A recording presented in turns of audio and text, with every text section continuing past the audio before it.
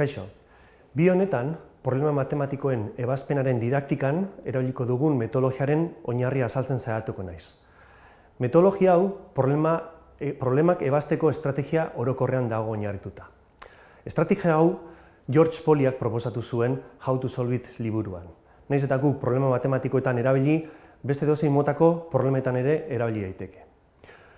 Estrategia orokor hau lau pausutan oinarritzen da.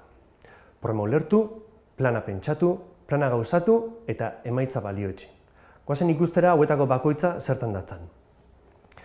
Nola jakin problema bat ulertzen dugun edo ez?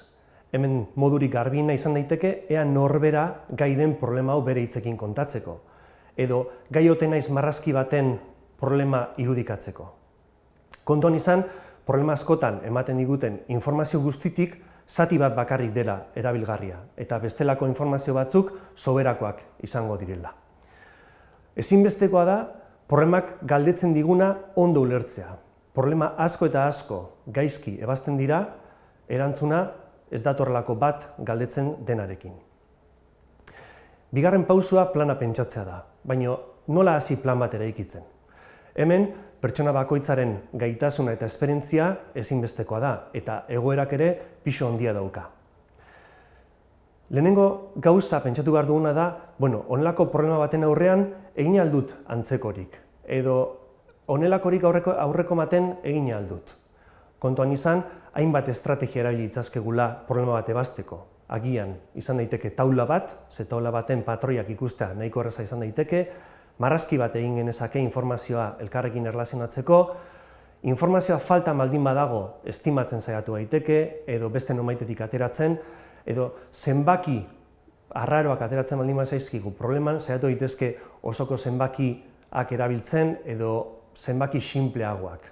Estrategia guzti hauek ikusten duzuenez, pertsonaren eta kontestuaren araberkoak izan daitezke.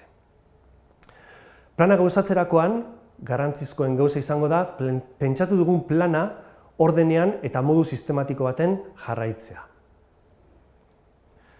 Azkenik, emaitza balioesteko, ikusi behar duguna da, ematen dugun erantzun hori zentzuzkoa dela. Adibidez, galdera baldin bada pertsona kopurua, gure erantzuna ezin daiteke izan kotxe kopurua.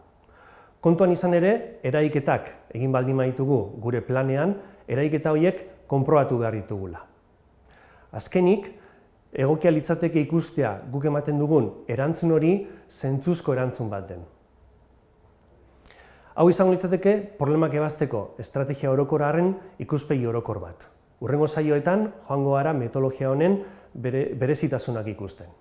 Ondo izan.